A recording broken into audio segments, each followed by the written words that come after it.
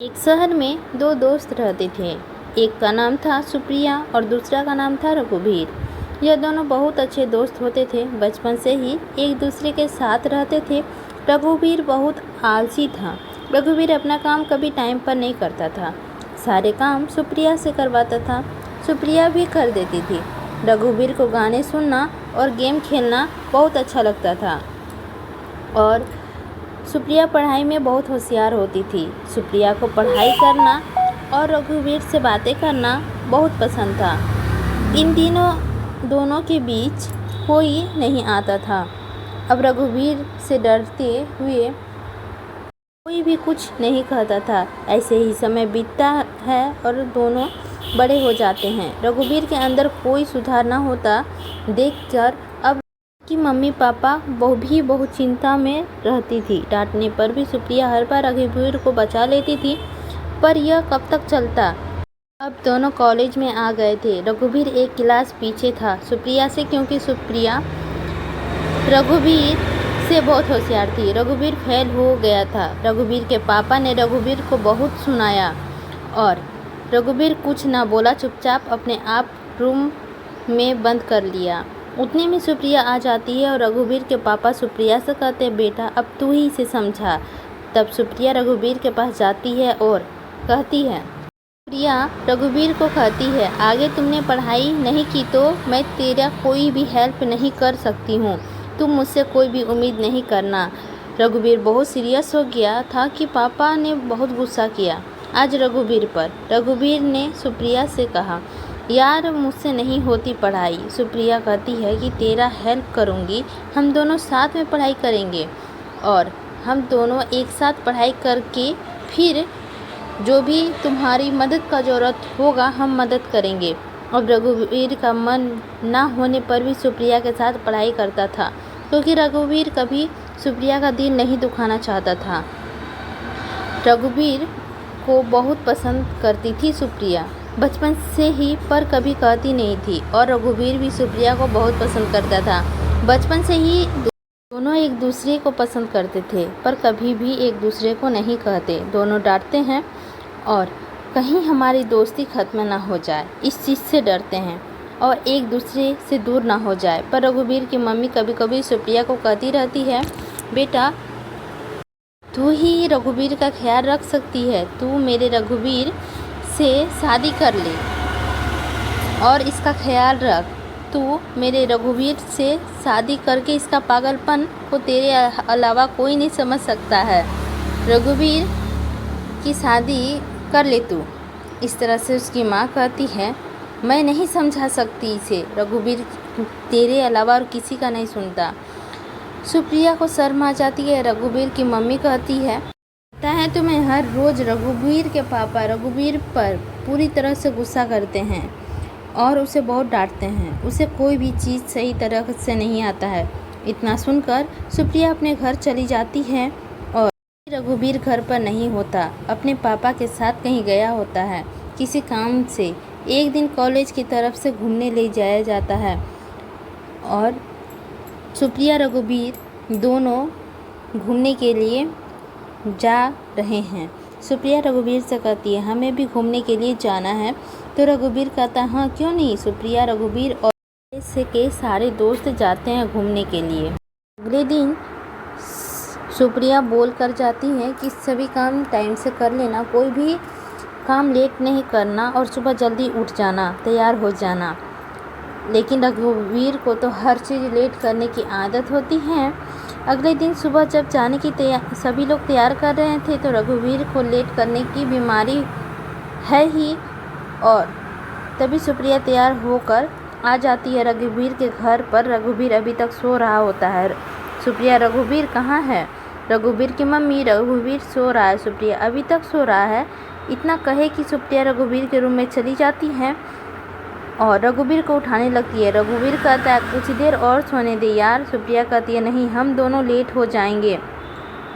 फिर रघुवीर उठ जाता है और जल्दी से तैयार होने लगता है, क्योंकि रघुवीर सुप्रिया का हर बात कहना मानता है और जल्दी ही कॉलेज की ओर जाते हैं। दोनों कुछ ही टाइम बाद कॉलेज पहुंचते हैं। कुछ ही देर और लेट करते तो सब निकल जाता। सुप्रिया रघुवीर को मारने लगती है क्योंकि सब बस में बैठने गए थे। सिर्फ रघुवीर और सुप्रिया का ही इंतज़ार कर रहे थे। दोनों भी जल्दी से बस पर बैठ जाते हैं और मौज मस्ती करते हुए सभी लोग निकल जाते हैं। सुप्रिया और रघुवीर को सबसे पीछे का सीट मिलता है। लेट होने की वजह से सुप्रिया रघुवीर पर काफ़ी ज़्यादा गुस्सा करती है। आज तेरी वजह से बस छूट जाती ना। तो रघुवीर कहता यार सॉरी। सुप्रिया मान जाती है और बातें करने लगती है। सुप्रिया को नींद आने लगती है और रघुवीर अपने फ़ोन में गाने सुन रहा होता है। सुप्रिया खिड़की के पास बैठी होती है और खिड़की पे सर के सो जाती है। जैसे जैसे बस हिलता है वैसे वैसे सुप्रिया उठ जाती है और रघुवीर को देख लेती है और अपने कंधों पर सुप्रिया का सर रख देता है। सुप्रिया रघुवीर के कंधों पर ही सो जाती है। तभी अचानक बस ब्रेक मारती है तो सुप्रिया रघुवीर को कस कर पकड़ लेती है और रघुवीर को बहुत अच्छा लगता है। रघुवीर भी अपना हाथ सुप्रिया के कमर में रख देता है और एक दूसरे के करीब आ जाते हैं। सुप्रिया की नींद में रघुवीर को गले के पास ही लिप्स लगाने लगती है। तभी रघुवीर को कुछ होने लगता है। रघुवीर सुप्रिया को कस कर पकड़ लेता है। सुप्रिया भी रघुवीर को कस कर पकड़ लेती है। ना जाने क्या क्या दोनों को रघुवीर भी अपने आप को संभाल नहीं सका। सुप्रिया इतना करीब आ गया। रघुवीर और सुप्रिया के लिप्स दोनों एक दूसरे के बहुत करीब आ जाता है। ये दोनों किस भी करने लगते हैं और सुप्रिया भी साथ देती है। एक दूसरे के में खो जाते हैं। इस दोनों प्यार को अपनी ओर खींच लेता है और दोनों एक दूसरे में मग्न हो जाते हैं। अचानक बस रुकती है और अचानक से रघुवीर दूर हो जाता है। तभी सुप्रिया रघुवीर को अपनी ओर खींचती है और बस रुक जाती है। रघुवीर बहुत ही दूर चल जाता है। एक दोनों को अब देखने लगते हैं। रघुवीर कहता है सॉरी वो पता नहीं चला क्या हुआ और डरने लगता है। सुप्रिया रघुवीर को बोलने से पहले रघुवीर ने अपनी उंगली रख देता है और कहती है कि जो हुआ अच्छा हुआ, मुझे अच्छा लगा। बस फिर से चलने लगती है और ये दोनों प्यार भरी बातें करने लगते हैं। काफ़ी टाइम बाद रघुवीर ने सुप्रिया को पसंद करता था और बहुत प्यार भी करता था। सुप्रिया और हमारी दोस्ती कभी ख़राब ना हो इसके लिए उसने कभी भी कोई भी बात नहीं टाला। दोनों गले में लग जाते हैं। दोनों की दोस्ती प्यार में बदल जाती है और दोनों बातें करने लगते हैं काफ़ी देर तक। कब और कैसे दोनों में प्यार की यह बातें बढ़ने लगती हैं उसे पता ही नहीं चलता है। तभी एक होटल के पास बस रुकती है और सब अपना सामान लेकर होटल में जाते हैं। अपने अपने रूम लेने के लिए सुप्रिया और रघुवीर भी होटल में जाते हैं। तभी सुप्रिया और रघुवीर से कहती है कि एक रूम में लेना, मुझे तुम्हारे साथ रहना है। ठीक है, एक ही रूम ले लेता हूँ। लंबा सफ़र था तो रात को होटल में ही रुकते हैं सभी। सुप्रिया और रघुवीर अपना अपना सारा सामान लेकर और इनके साथ जितने भी कॉलेज फ्रेंड्स थे सभी अपना सामान लेकर रूम में जाते हैं। रूम बहुत ही शानदार होता है और नहाने धोने का भी सारी व्यवस्था उसमें की गई थी। काफ़ी दूर से ट्रैफिक करते हुए आते हुए ये दोनों काफ़ी ज़्यादा थक गए थे। दोनों स्नान करने चल जाते हैं। रघुवीर बैठा मोबाइल में गेम खेल रहा होता है। तभी अचानक से सुप्रिया आती है और देखते ही रह जाती है। रघुवीर के पास आकर कहती है कि क्या हुआ, तुम बहुत सुंदर लग रही हो। सुप्रिया शर्माते हुए कहती है हाँ मैं सुंदर हूँ, जाओ नहा लो। और फिर दोनों नहा धोकर तैयार हो जाते हैं। इसके बाद दोनों डिनर करते हैं और रात को एक रूम में आराम से सो जाते हैं और दोनों अब भी बातों ही बातों में अपना प्यार का इजहार भी कर लेते हैं। और कब रात में वो दोनों अपना बना लूँ इस टाइप का बातें भी कर रहे थे। कुछ दिन बाद मेरा प्यार मिला है मुझे और मैं इस तरह से कैसे ले सकूं। वह अब सुप्रिया को गोदी में उठाकर बेड पर लिटा देता है। दोनों सब कुछ भूल जाते हैं और एक दूसरे में ही मग्न हो जाते हैं।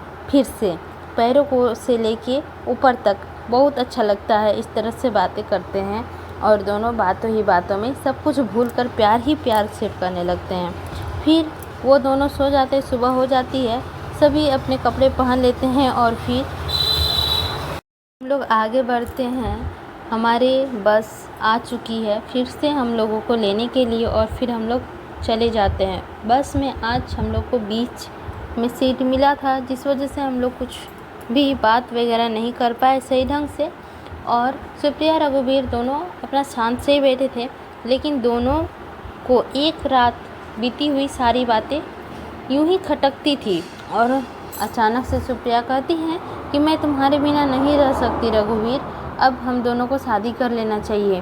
काफ़ी वक्त हमने यूं ही गुजारा है, अब कुछ दिन में मेरा ग्रेजुएशन कंप्लीट हो जाएगा और तुम्हारा भी 1 ईयर 2 ईयर के अंदर कंप्लीट हो जाएगा, बट इस बार तुम फेल नहीं करना। ओके, मैं फेल नहीं करूँगा, मैं तुम्हें पूरी तरह से ये वादा करता हूँ कि इस बार मैं पास ज़रूर करूँगा। तो हम दोनों ने डिसाइड किया कि हम दोनों इस बार शादी कर लेंगे। यहाँ टूर ख़त्म होते ही फिर हम दोनों घूमे पूरी तरह से और फिर घर आ गए। घर आते ही सबसे पहले एक दूसरे को शादी के लिए रिश्ते भिजवाने के लिए कहा गया, लेकिन रघुवीर की मम्मी भी यही चाहती कि सुप्रिया उसका घर की बहू बने, क्योंकि रघुवीर किसी का भी बात नहीं सुनता था, सिर्फ सुप्रिया का ही बात सुनता था। और रघुवीर के पापा भी यही चाहते थे, लेकिन सुप्रिया के मम्मी पापा को हरगिज मना नहीं था कि उनका दामाद रघुवीर जैसा हो, और हो भी क्यों ना, क्योंकि किसी भी घर का बेटी को एक नालायक दामाद नहीं चाहिए होता है। उसे अच्छे से सारे काम वगैरह आता हो, सही ढंग से करना आता हो, उसी से शादी करना चाहता है। लेकिन सुप्रिया ये बोल नहीं सकती थी कि हम दोनों के साथ क्या क्या हुआ है, लेकिन इतना तो तय था कि वो शादी करेगी तो रघुवीर से ही करेगी और किसी से नहीं करेगी। धीरे धीरे बात यूं ही फैमिली में फैल गई और एक दूसरे को जानती थी, बट बात भी करती थी, लेकिन मम्मी पापा को पसंद बिल्कुल भी नहीं था। दिनों ही दिन में दोनों की बात होती चली गई। रघुवीर सुप्रिया से बात करता था फ़ोन पे और घंटों घंटों बातें करता था, क्या सच क्या झूठ, क्या हुआ क्या नहीं, सारे चीज़ फ़ोन पे ही बात होने लगी थी। और प्रिया कोई कसर ना छोड़ती थी अपनी मम्मी पापा को मनाने के लिए। हर बार रघुवीर की कोई अच्छी अच्छी बातें बताती थी, चाहे वो किसी भी तरह का हो, और वो चाहती थी कि मम्मी पापा मान जाए। वो लास्ट में आखिरकार मना ही ली। उनके पापा देख रहे थे कि मेरी बेटी हमेशा बात करती है और उसी के पीछे पागल रहती है, जब भी कुछ बात बोलो तो रघुवीर की बात बताने लगती है। तो उन दोनों को लगा कि अब इन दोनों का शादी कर देना चाहिए था, लेकिन फिर भी उनके पापा नहीं मान रहे थे। लेकिन यहाँ पे ट्विस्ट आ जाती है, अचानक से सुप्रिया का तबीयत बहुत ज़्यादा ख़राब हो जाता है। ख़राब होने की वजह किसी को पता नहीं चलता है। डॉक्टर आते हैं, चेकअप करके चले जाते हैं और प्रिया के पापा को बताते हैं डॉक्टर ने कॉल करके कि आपकी बेटी प्रेग्नेंट है। लेकिन उनके डॉक्टर की बात सुनकर उनके पापा हैरान हो जाते हैं, बोलते हैं मेरी सुप्रिया ऐसी नहीं है, वो प्रेग्नेंट कैसी हो सकती है, आप ज़रूर कुछ आपसे गलतफहमी हुई है, आप बात कीजिए। आखिरकार सुप्रिया के पापा बहुत हिम्मत करके सुप्रिया के पास जाते हैं और पूछते हैं बेटा क्या बात है, बताओ, यह किसका बच्चा है, तुम्हारे पेट में किसी का वंश पल रहा है, तुम बताओ यह किसका वंश है। तब सुप्रिया ने बिना डरते हुए झट से कहा पापा हम लोगों ने टूर में एक रात बिताया था और वो रात मैंने रघुवीर के साथ गुजारी थी। शायद इतना ही बोल के वो चुप हो जाती है। उनके पापा उठ खड़े हुए और चुपचाप से घर से निकल गए, कुछ बिना सुने और बिना कहे हुए। सुप्रिया यह बात सुन के काफ़ी ज़्यादा हैरान थी कि एक रात में ही कैसे हो सकता है ये सब, लेकिन ये बात भी झूठ नहीं थी। उसका तबीयत दिनों दिन बिगड़ता ही जा रहा था। हो सकता है डॉक्टर चेक करके गए हैं, झूठ तो नहीं ही बोलेंगे। इसके बाद दोनों का उनके पापा शादी कर देते हैं। राजी ना होते हुए भी बेटी की खुशी देखकर शादी कर देते हैं। तो दोस्तों यही बात है कि कभी भी बड़ी लड़की और बड़े लड़के को अकेले कहीं नहीं जाने दिया जाता है, क्योंकि कब क्या हो जाए या नहीं पता चलता है। आज सुप्रिया के पापा नहीं चाहते थे कि उसका दामाद रघुवीर जैसा हो, लेकिन बेटी ने जो कांड किया था उससे उनका पिताजी का सर पूरी तरह से झुक चुका था और मजबूरन उसकी शादी रघुवीर से कर दी। सुप्रिया के पापा चाहते तो बहुत अच्छे वर ढूंढ के लाते सुप्रिया के लिए, लेकिन वो अपनी बेटी से ही परेशान थे। कोई नहीं, अब सुप्रिया और रघुवीर दोनों एक दूसरे के साथ खुश हैं अच्छे से। वो लोग अपने पारिवारिक जिम्मेवारी को समझते हैं और दोनों एक दूसरे में बहुत ही खोए हुए रहते हैं। तो आई होप दोस्तों ये कहानी आप लोगों को अच्छी लगी होगी तो लाइक कर दीजिएगा, चैनल पर नए होंगे तो सब्सक्राइब कर दीजिएगा और हमें बताइएगा कि ये कहानी आप लोगों को कैसी लगी। तो मिलते हैं कल हिंदी स्टोरी में आप लोगों को, और बताते हैं कुछ नई स्टोरी लेके आप लोगों के साथ साझा करते हैं। तो मिलते हैं कल का वीडियो में, लेते हैं आप लोगों से विदा।